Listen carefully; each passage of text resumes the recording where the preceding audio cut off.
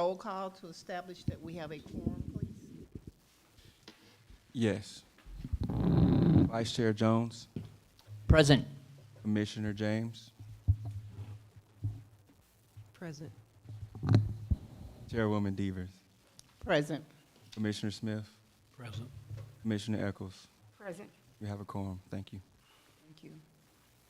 Please rise for the Pledge of Allegiance.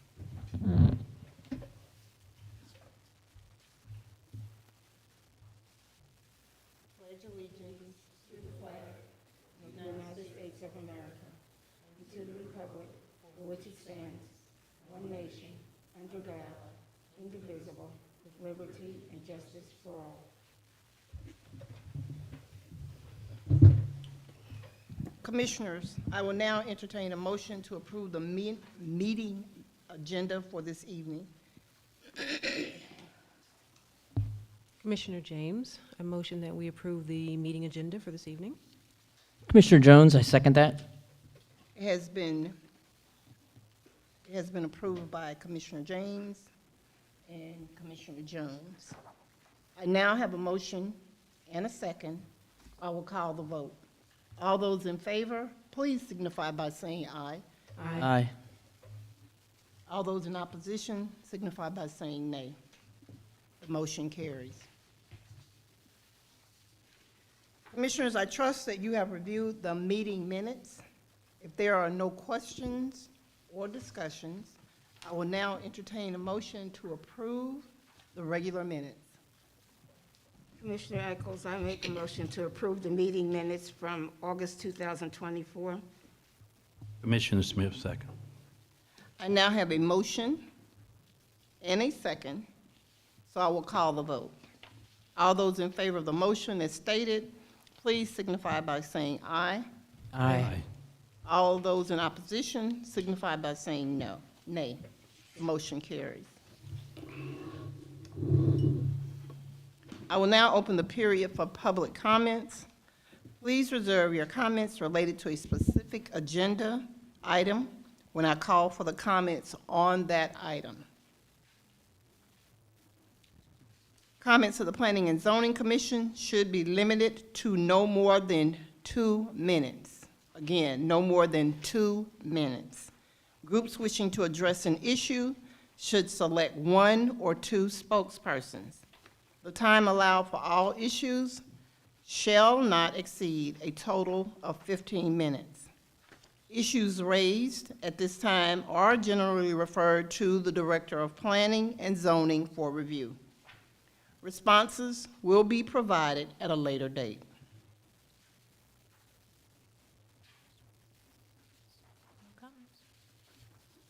Old business. Our first item of old business is as follows. Text amendment. The applicant requests to continue the item until the June meeting. The applicant is Safeguard Landfill Management, care of Henry Bailey. We don't have any updates. The applicant has been unresponsive, and for future meetings, we'll be removing that item. Thank you. Our second item of old business is as follows. The use permit, applicant requests, same one. Okay, no updates. All right. And just for the record, there was a motion back in June by this body to table these 2 matters. So they've been tabled, so they won't, there's no need for it to go forward on the agenda. Okay. Okay. Public hearing. We have 1 public hearing item. The public hearing item is as follows. Sign variance request, Big Dan's Car Wash, LLC, property location, 7925 Sonoya Road. Staff. I will now ask you to present the staff analysis.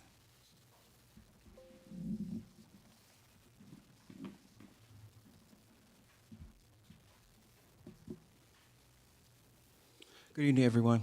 Good evening. Good evening. Try to make this quick for you guys.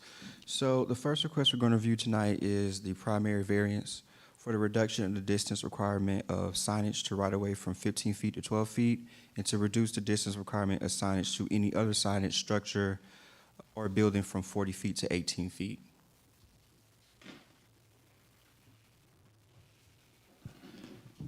The site is currently zoned C2, which is general commercial, and is in the Highway 74 overlay district. The site is approximately 1.43 acres. This is what the site looks like today. They have included an accurate, up-to-date, and certified survey for the commission's review. The applicant is proposing to relocate their existing sign to another location on their property. This is due to the road widening project by the Georgia Department of Transportation. GDOT has taken some property from the applicant for said project, which has induced the need to relocate the sign, as the sign is currently located on a property that GDOT has acquired. There are some considerations we have to take into account when reviewing this request. So the purpose and intent of the sign regulations are to encourage the effective use of signs as a means of communication in the city. Therefore, if relief is granted, the proposed erection would be in harmony with the general purpose and intent of the sign regulation. Staff has determined that this condition has been satisfied. This property has to have extraordinary and exceptional conditions because of its size and shape that would create an unnecessary hardship for the owner while causing no detriment to the public. Staff has considered that this condition has been satisfied. For the last condition, we have that the conditions resulting from the existing foliage or structures bring about a hardship whereby a sign meeting minimum letter size, square footage, and height requirements cannot be read from an adjoining public roadway. This condition is not applicable to this request. So staff recommends approval with the following condition. Any significant modifications as determined by staff to the proposed signage plan in regard to the 15-foot distance requirement of signage to right-of-way reduction and/or the 40-foot distance requirement of signage to any other signage structure or building reduction would necessitate a further review by the Planning and Zoning Commission. I conclude. Thank you. Thank you.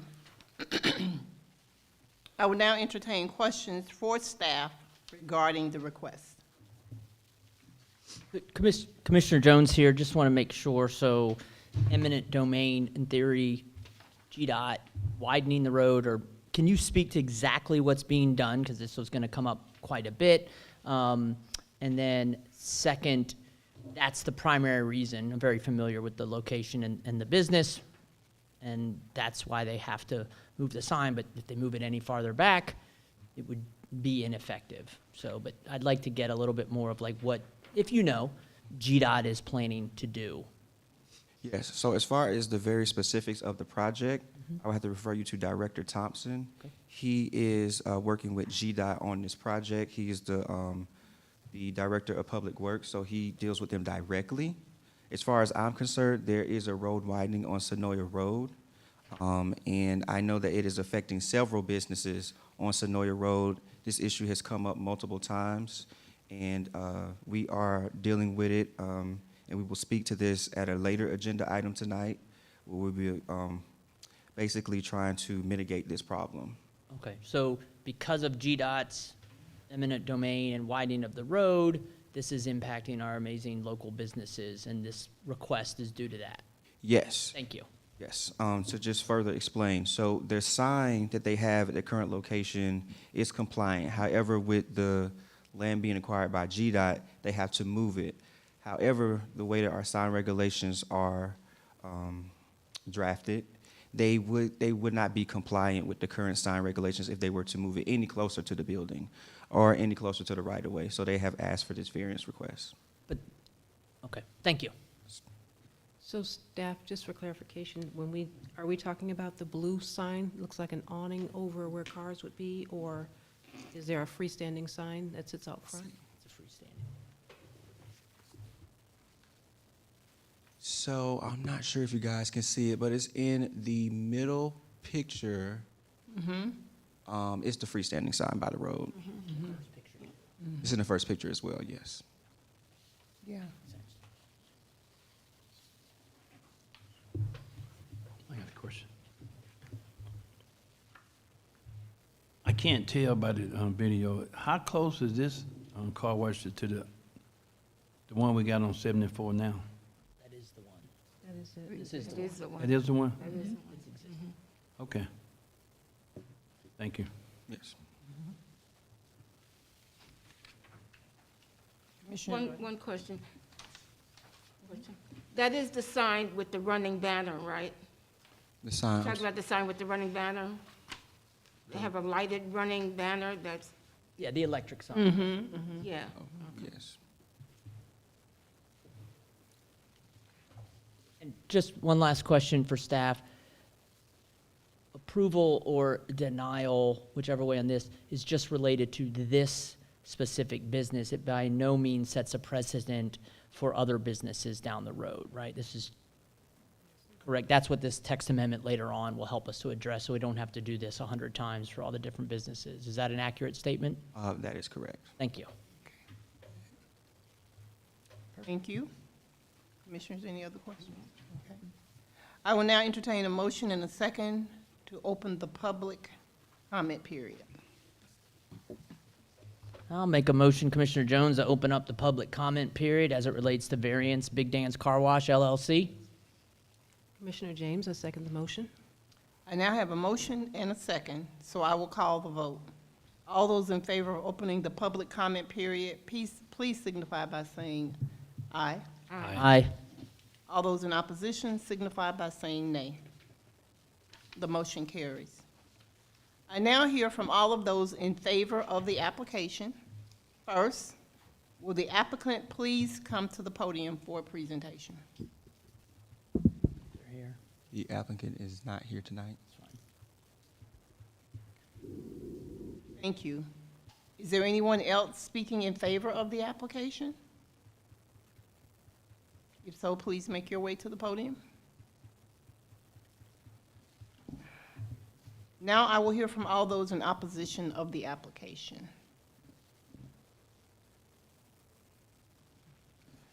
Thank you.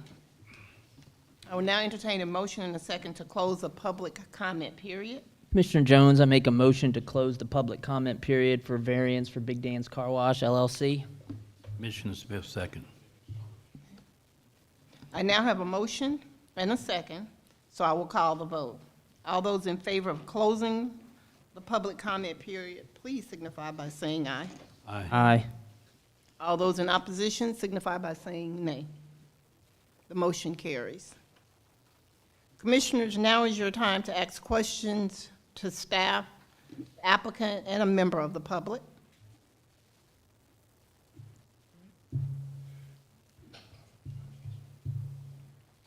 Okay. If there are no additional questions or discussions, I will now call this item to a vote. I now have a motion and a second. Oh, do we need to make a motion to have a vote? Okay, all right, sorry. Just making sure, right? I thought that's what we were doing. Commissioner Jones, I'd like to make a motion to approve the variance Big Dan's Car Wash LLC based upon the request to reduce the distance requirement of signage to right-of-way from 15 feet to 12 feet pending staff conditions. That is my motion to approve. Commissioner James, I second the motion. Okay. I now have a motion and a second, so I will call the vote. All those in favor of the motion as stated, please signify by saying aye. Aye. Aye. All those in opposition, please signify by saying nay. The motion carries. We will now move into the new business portion of the agenda. Our first item of new business is as follows. Rezoning and variance, Meadow Glen Village. The applicant, Portman Residential LLC, requests to rezone the subject parcel from PD to PD. Location, Highway 74, Sonoria Road, and Meadow Glen Parkway. Concurrent variance to reduce the parking requirements. Staff, I will now ask you to present the staff analysis and recommendation. Yes. Good afternoon. The item before you is a rezoning request for 23 acres from PD to PD. The applicant is requesting approval to amend the rezoning for a portion of the master plan development for Meadow Glen in lieu of the commercial development proposed on the property in 1998 when the ordinance was originally passed. The current proposal is to develop a mixed-use community on the portion with at least 12,000 square feet of office, retail, or institutional use, and 364 multifamily units.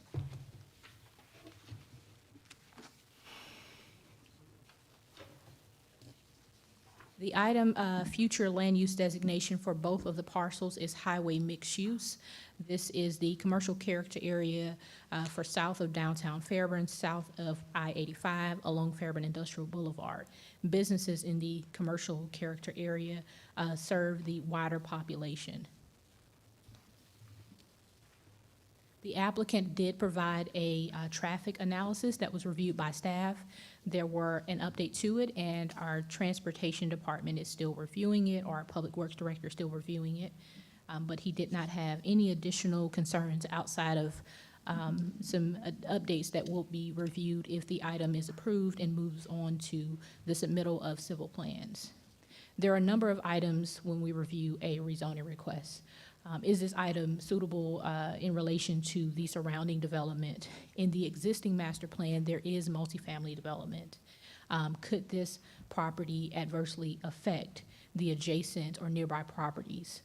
With a sufficient buffer, traffic control, design standards, it should not adversely affect the surrounding areas. Does the property have a reasonable economic use as currently zoned? The property does have a reasonable economic use as currently zoned. I think one of the things that's really important about the zoning review is the conformance with our future land use designation. Some of the items that are listed as strategies include smaller scale walkable retail centers with a variety of shops, limited multifamily density, no more than 36 units. Building height should be limited to 4 stories. These are some of the goals and strategies that are listed in the comprehensive plan. And mixed use and multifamily development is specifically listed in our comprehensive plan for this land use designation. Because this is an update to a master plan, there are a number of conditions that staff is recommending. And I will, Mr. Smith, if you could get those conditions up, please. Gotcha. One of the conditions specifically relates to the streetscape. Oh, there we go. Oh, excellent. Okay. So the applicant did provide a number of elevations so that we could kind of understand the overall design and proposed development.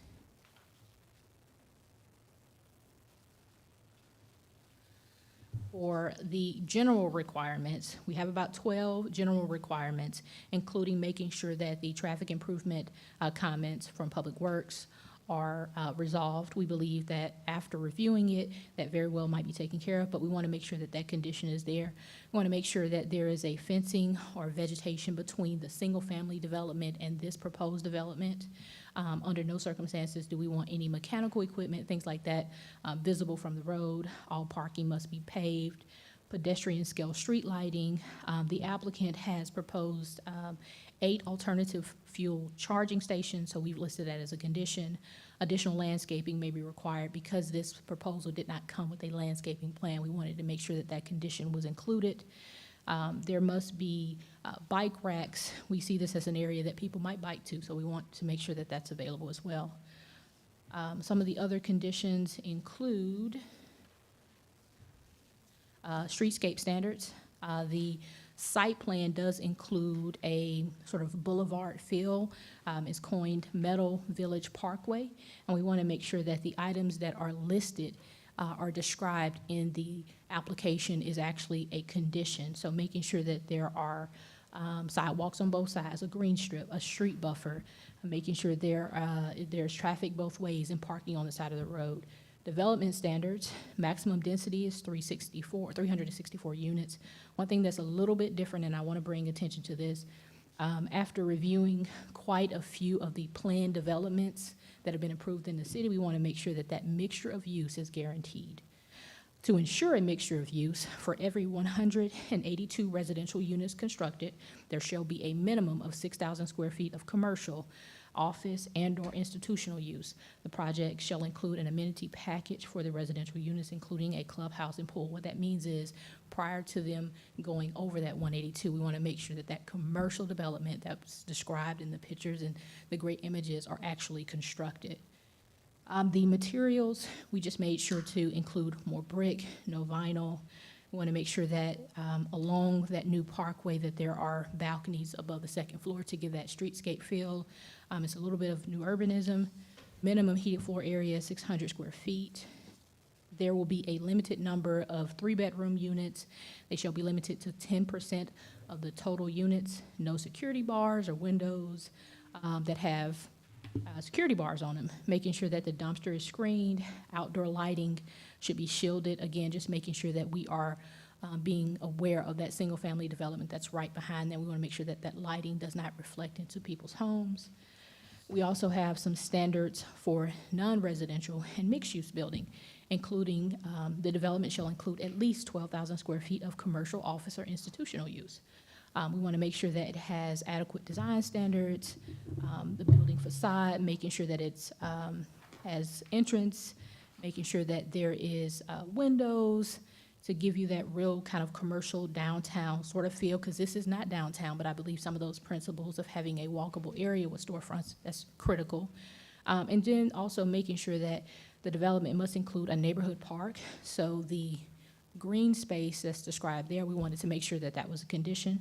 Some of the items that are strictly prohibited include drug rehab or other facilities, halfway houses, residential mental facilities, transitional housing facilities, gas stations, drive-through restaurants, automotive repair and maintenance, home and garden equipment repair, pawn shops, motor vehicle sales, any industrial use, and overnight commercial vehicles. This item also has a concurrent variance. After reviewing those standards, staff recommends approval of the concurrent variance and the rezoning with all of those conditions. Are there any questions?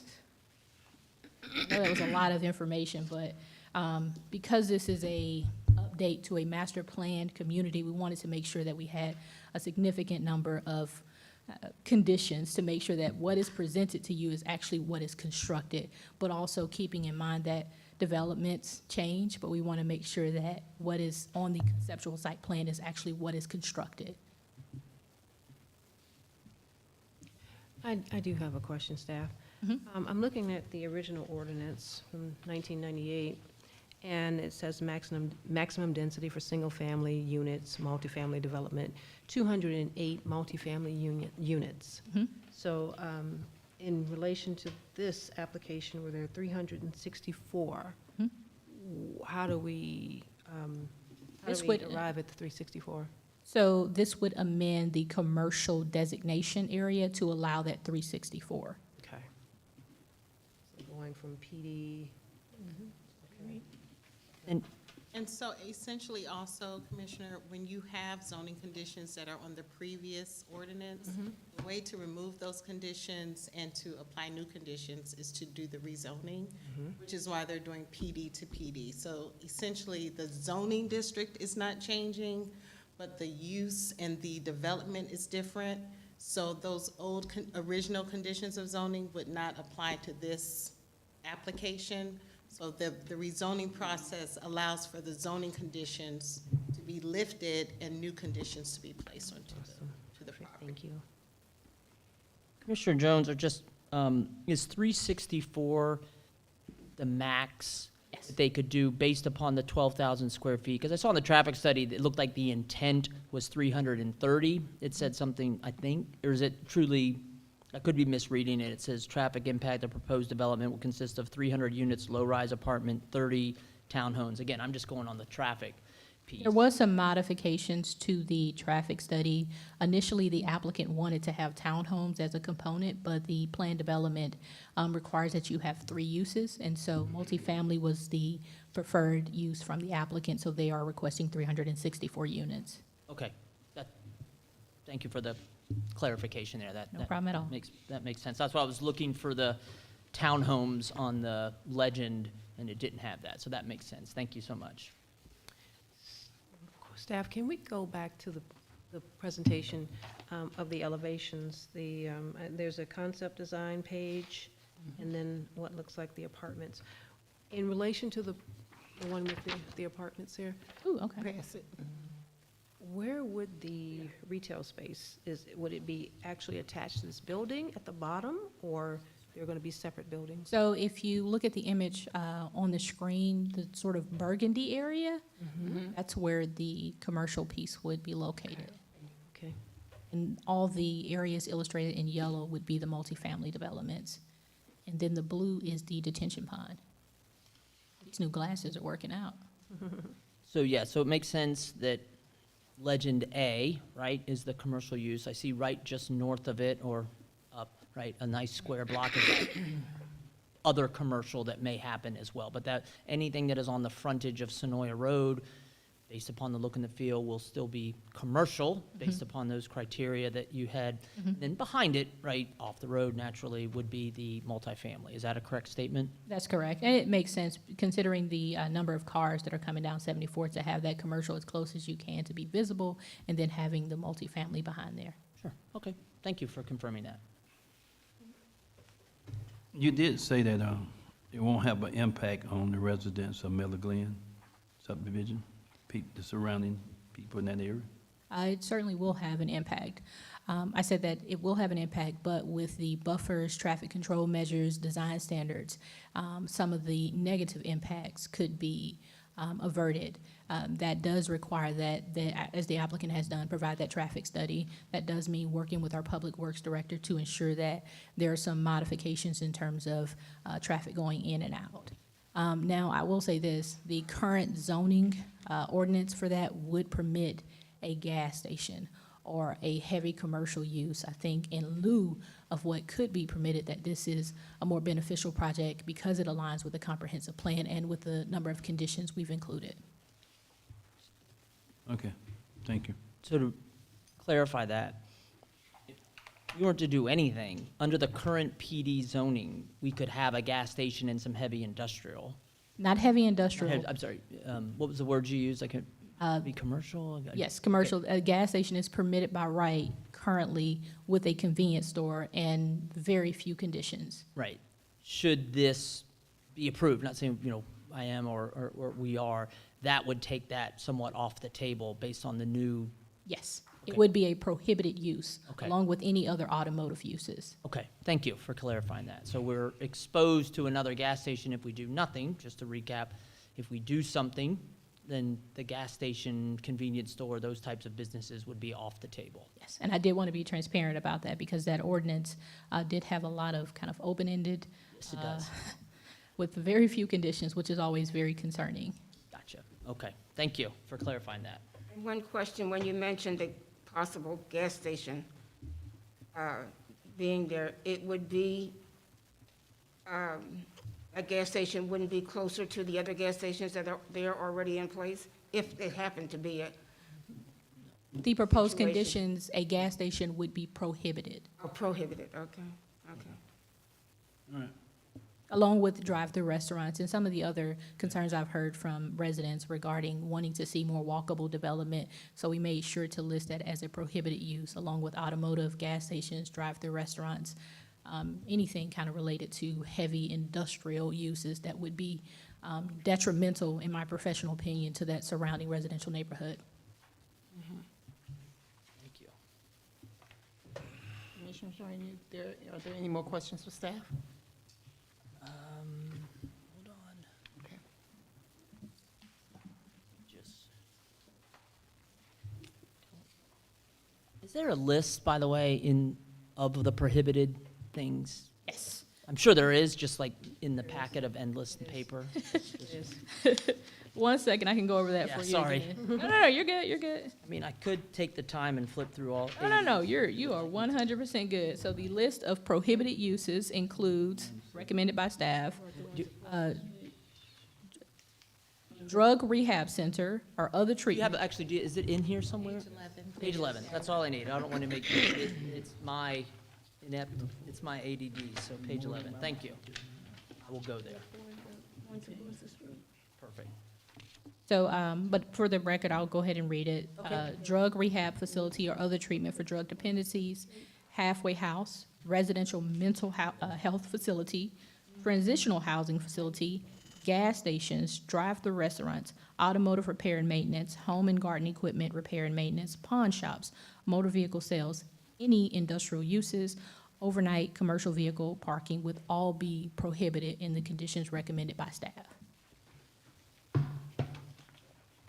Thank you. Welcome. Commissioners, now is your time to ask questions of the applicant.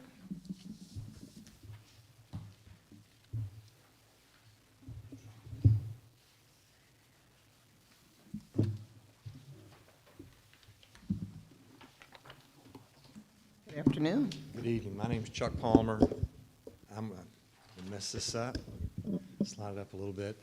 My name is Chuck Palmer. I'm with Troutman on behalf of Portman Residential. And what Ms. Brookins went over and the questions that y'all asked, I don't think you need to really hear much more from me. I think she had provided a very good explanation. Your questions honed in on what this is about. I think y'all are probably very familiar with this property. Right now, it's just grass. It's just sort of meadow out there. It's completely undeveloped. And so Portman Residential would like to take it from being something that was heavily commercial to something that's now light commercial along Sonoya Road and in the multifamily in the rear. With that, I'd be happy to answer any additional questions that you may have, and we would look forward to your support and appreciate the time that Ms. Brookins has spent on this particular application. There is a lot of detail in there, as you know. I'm so sorry, sir. What was your name again? My name is Chuck Palmer. Mr. Palmer? I do have a question. In the 12,000 square feet of retail space, do you have any idea how many restaurants you're proposing? You know what? I'm going to ask the folks from Portman to answer that. And the type of restaurant? So the design contemplates, Will you please oh, state sorry, your name, I'm sorry, yes, that's right. address for the record? I'm a rookie. I'm Mark Bramber with Portman Residential. Thanks for your time this evening. Yeah, so what we're trying to do with the park behind the restaurants is provide an atmosphere for people to, linger. So what we're envisioning is restaurants with outdoor patios that sort of face the park, where kids can run around if there's a wait, or if you're going to, maybe put a screen up and watch the Braves game or something. So we don't have an exact merchandise plan. We're out in the market, sort of pre-leasing right now. So I can't say exactly which spaces are going to be restaurants, but that's the way we design the whole thing. I think we have to have a certain amount of the space be institutional and commercial in order to have the three uses. I think that qualifies as like a fitness, and maybe there's something else, right? That's so anyway, it'll be a mixture of restaurants and probably some fitness or commercial. Wonderful.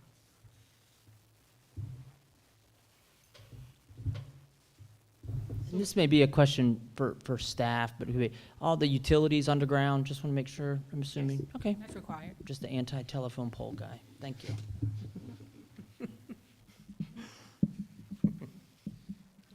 Commissioners, are there any other questions for the applicant? What is the price range for those townhouses up there? It's What's the price it'll be multifamily, so that it'll be for rent. It'll be rental apartments, basically. They'll be apartments? Right, not townhomes. Okay. Do you know the price range, average? Have y'all developed one? Yeah. Good evening, Mark Rambert again. I would say they'd be consistent with the apartments in the area right now. They're generally about $1,600 for a one-bedroom and about $2,100 for a two-bedroom. So on average, about $1,850 per month. Okay. So they'll be, Class A, high quality, institutionally managed. And so those are Class A. These are going to be Class A multifamily. Yes, sir. Thank you. What's the average square feet? 925 square feet on average. So one bedrooms would be about 700. One bedroom would be 900 square feet? One bedrooms would be about 775 square feet, and the two bedrooms are about 1,150 square feet. All right, thank you. Kind of, catering to young professionals. Okay. I love it. So, and I'm so much the visual person, looking at the picture that's on, this kind of reminds me of Trilith. Is this the idea that we're going with out in Fayette County? Yeah, we certainly don't have the scale of Trilith, but that was the idea, was to try to bring a little bit of that atmosphere to Highway 74. As we've spoken to a lot of residents, there's a lot of drive-throughs, a lot of fast casual, so trying to have a little bit of that atmosphere on this quadrant. Cool. Thank you. One more question. Are those square footage, are they consistent with what the market is today? Yes, sir. Yeah, that's a pretty pretty consistent across the Pretty apartments. standard or something? Yeah, if you look at the Oslo and the Dillon and the Solis, I mean, they're all kind of in there. Yeah, that's pretty standard for young professional sort of apartments. Christ. Even small, huh? That's 3 times the size of New York, so like, People are supposed to be out spending money at the shops and stuff. It's just a hotel room, you know? All right, thank you. Commissioners, are there any more questions for the applicant? Yeah.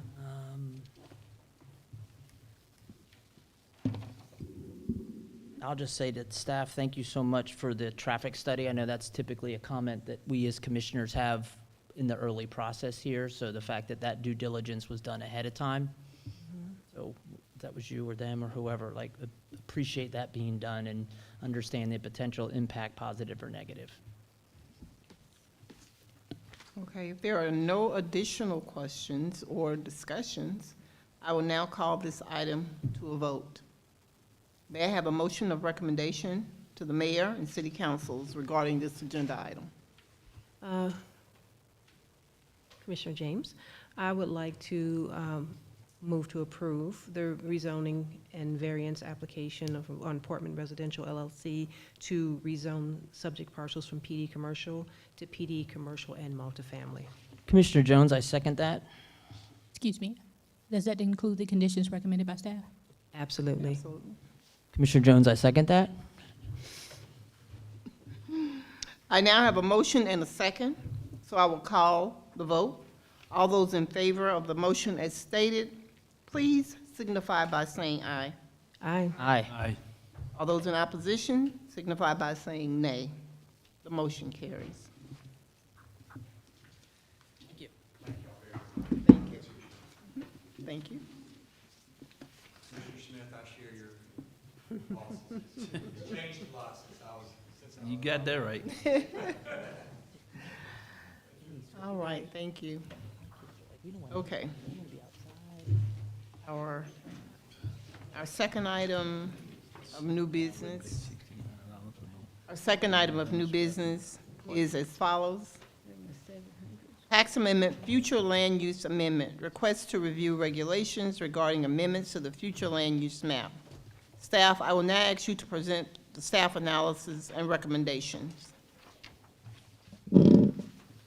Hello again. Lou? This was briefly discussed at the last meeting, so I won't go through every single item. This is providing a amendment so that any applicant or, any property owner, the Planning and Zoning Commission, or mayor and city council can change the future land use map. As it currently stands, we don't have a process for that, and we've received a number of applications. So I thought it was best to go ahead and provide a process. And just for clarity purposes, the zoning designation says this is permitted, it has density requirements, it has design guidelines.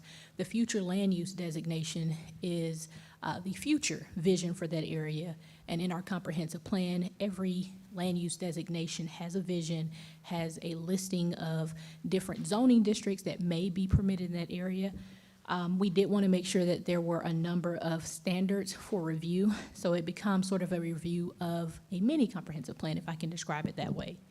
Some of those standards includes items like describe how the proposed development would impact or benefit the city of Fairburn related to community design, cultural resources, economic development, environment, fire, rescue, land use, libraries, open space, parks, police, water, schools, sewer, transportation, small area plans. What is the impact to public health, safety, and welfare? The extent to which additional land area is to be made available or developed for a specific type of use. So there are a number of conditions related to whether or not whatever's being proposed is excessive. The applicant would have to describe all of those. It's not something that is guaranteed, but it allows us to at least have a process and standards of review. A neighborhood meeting would be required.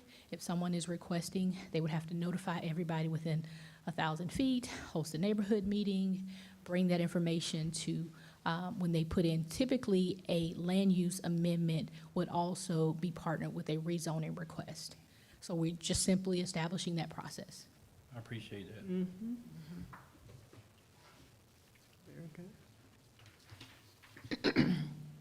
Okay. Any questions? So this is to text amendment to create a formal process by which future land use could be edited in the future. Yes. So it's not changing anything now, it's creating a process. Yes. Just confirming, thank you. And we do have a update to our comprehensive plan coming up, but in the interim, I imagine that we will probably receive some applications, and I would like to have an established process in the event that Planning and Zoning Commission, you see a need for it, mayor and council, or a property owner wants to bring that request up. I just want to make sure that we have a process. Understood, okay. Any more questions for staff? No. If there are no additional questions or discussions, I will now call this item to a vote. May I have a motion of recommendation to the mayor and city council regarding this agenda item? Mr. Jones, I make a recommendation to mayor and council to approve the text amendment, the future land use amendment, which is a request to review regulations regarding amendments to the future land use maps and to create this process. Commissioner Smith, second. I now have a motion and a second, so I will call the vote. All those in favor of the motion as stated, please signify by saying aye. Aye. All those in opposition signify by saying no. The motion carries. Our third item of new business is as follows. Text amendment sign regulations. Request to review new regulations for non-conforming signs. Staff, I will now ask you to present the staff analysis and recommendation.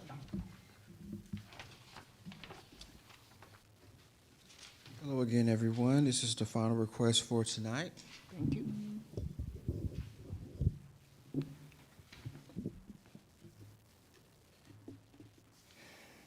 All right, so the request is to review the text amendment to make a recommendation to the mayor and council on amendments to Chapter 80, Article Sign Regulations, Section 435, which is about grandfathered and non-conforming signs.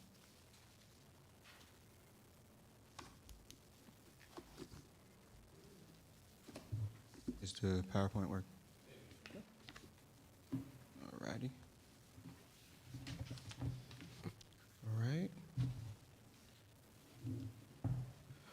All right, so just a little bit of background that I was speaking about earlier when we dealt with Big Dan's variance request. So the Georgia Department of Transportation, GDOT, they will be widening the right-of-way of Sonoya Road, in other words, Highway 74, with construction slated to start pretty soon, within the next year. GDOT has condemned and acquired the land to do such. Several businesses and their signage has been affected by this legal taking. The signage of the affected businesses has to be relocated. However, due to our current sign regulations, legally non-conforming signs cannot be relocated or changed for any reason besides to come into compliance with the current sign regulations. So I believe, staff believes that it is our duty to mitigate any unnecessary hardships that property owners and or applicants may have due to the circumstances that are out of their control. So therefore, it is staff's recommendation to allow for the relocation of legally non-conforming signs affected by condemnations or acquisitions by lawful authorities with specific conditions for doing so. So staff recommends that the Planning and Zoning Commission recommend approval to the mayor and city council for amendments to Chapter 80, Sign Regulations Article, Section 435, which is about grandfather and non-conforming signs. And I will read the proposed new regulations. So this will be number 12. If the city or any other lawfully constituted state or federal government authority, agency, or body, or utility having authority of eminent domain condemns or acquires property in the city and as the sole result of such condemnation or acquisition, an existing nonconforming sign that was legally erected must be removed. The existing nonconforming sign that was legally erected may be relocated on the same lot on which the original nonconforming sign that was legally erected was located. In the relocation with respect, in the relocation of a legally erected nonconforming sign as a result of an act of eminent domain, any nonconformities with respect to height, shape, or signage area may not be increased or changed beyond those that exist as of the date of taking, unless the changes will bring the sign into compliance. However, the relocated sign may be relocated closer to the right-of-way than otherwise allowed by the current setback requirements, provided that it will not impact the line of sight or otherwise constitute a safety concern. Thank you. I conclude. Thank you. Is there any consideration, staff, to have this proposed new regulations call out specifically the Highway 74 corridor, or do we want to just make this universally if this happens? Either one of you. My recommendation would to be, to make it universal, because as we expand and we have other transportation improvements, we want to just make sure that that language is already in place. Other scenario, I'm trying to work this through. We have a sign that is not conforming to our current standards, right? It's the wrong type, too tall, too whatever, right? This would mean that if their property was seized, right, in this case eminent domain, they could move that non-conforming sign and not have to get it up to code. Correct? That is correct. Okay, all right, so that's the grandfather piece. If it was a legally conforming sign, so it's a beautiful sign that meets our current standards, that makes, I would say, more sense. I guess I would just have pause to be like, this is a moment in time where we could make the signs better, but I also am respectful to the business owners, or that may cause a little bit of a burden that wasn't their fault. Is there any process within planning and zoning, or does it fall in another department to get non-conforming current signs across the city up to, or once you're grandfathered, you're in until the sign blows away? Do you follow my logic? With signage, you have to be very careful. Right. Even if our current standards say one thing and you're trying to do something different, we really do have to respect the fact that somebody constructed a sign. Based on the previous, okay, just wanted to validate that, thank you. That's, Well, the city ordinance is not gonna let you grandfather it in anyway, on signage. well, there's non-conforming signs that were legally erected Back in the day. 20 years ago, but now they couldn't be erected now. That's what I was I kind of understand saying. what you're saying. Yeah, but I get that point. I just was curious if there was a remedy, but your point is well Now, I taken. will say this, if someone, wants to change their signs, they usually typically work with our economic development team to see if there are any resources available, but it's not a requirement. Okay, that's fine. That's what I was curious about. That's a great clarification. Are there any additional questions or discussions? I will now call this item to a vote. May I have a motion and a recommendation to the mayor and city council regarding this agenda item? Commissioner James again. I move to approve item number 3 under text amendment sign, the request to review new regulations for the non-conforming signs. A second. Commissioner Smith, second. And I have a motion and a second, so I will call the vote. All those in favor of the motion as stated, please signify by saying aye. Aye. All those in opposition signify by saying nay. The motion carries. Other business, staff, any updates? I do have one, and I believe there's, I was just going to ask staff and council if this forum is appropriate to ask a question about a previous thing that we did several months ago, or is this How do about you- is this in the other business section? I just want to make sure I follow protocol. The other business section, what agenda? It's not on the agenda. Okay. I didn't know if I could. you can ask. Okay, I can ask it. So just was curious maybe for an update on a business, I believe it's on Bay Street, that was operating without a business license, that we approved new fencing and they had to bring it up, right? It's called Speed Enterprises. Is there an update or that we could get on that? Because that business is clearly still operating and hasn't done anything that we told them that they should. Yes, that was actually a text amendment that we Yes. were proposing.